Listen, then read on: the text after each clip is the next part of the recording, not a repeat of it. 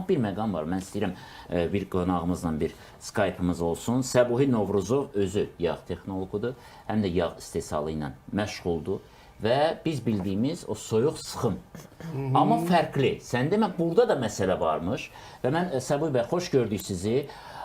Rafinə olunmuş yağın ziyanından bizim hörmətli qonaqlarımız danışdı. Və hamımız indi küçədə, bacıda, hər yerdə hamı yağ sıxır.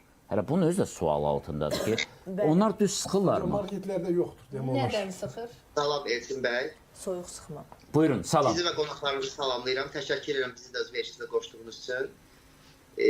Burada mən suallara baxdım, oradakı fikirlərə.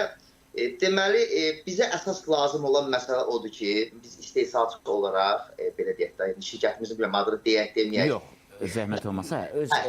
Deməli, biz istehsalçı olaraq qarşımıza bir dənə məqsəd qoymuşuq. İndi burada diyetolog xanımlara da qulaq asdıq. Əyyub bəy də salamlayıram, bizim yağları bir dəfə təqdim olunubdur. Əyyub bəy bizim yağlarımız bəyənibdir.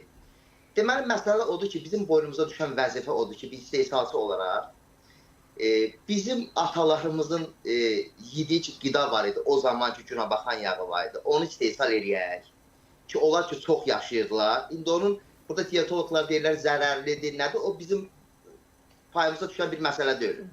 Bizə görə zərərsizdir. Çünki bizim atalarımız o yağları yeyirdilər və keyfiyyətli yağlar idi. Həmin dövrdə buraxılan Günəbaxan yağları. Sadəcə olaraq məsələ bu dəqiqə elə bir məsələdir ki, Elçin bəy, deməli, istifadəçilər iyi istəmir. Bax, ən böyük problem budur. Aha, qoxu istəmirlər. Yağ olsun, iyi olmasın. Biz də deyirik ki, nətər olmasın ki, bunun özünün xüsusi bir gözəl bir ətri var. Bu ətir yeməkdə olmalıdır. Yenə də qəbul eləmirəm. Biz ona görə 4 ildir bunun üzərində işləyirik ki, biz nədir eləyək? Bəli, rafinə etmədən onun biliyini çıxardaq və turşuluğunu təmizləyək. Çünki ən böyük problem Günəbaxan yağlarında indi orada biz bilirik ki, turşuluqdur və nədir? İyidir, qoxu.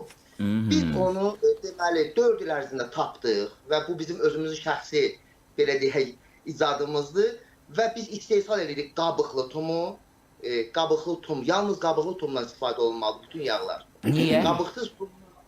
Çünki bütün qida ekspertləri, qida institutları hamısı deyirlər ki, qabıqsız tumdan ləpədən çəkilən yağı yalnız və yalnız 30 dərəcədən artıq isitmək olmaz, onu salatlarda istifadə etmək olar.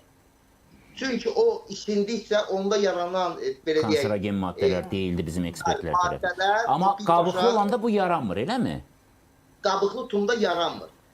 Qabıqlı tumdan çəkiləndə o tam gözəl bir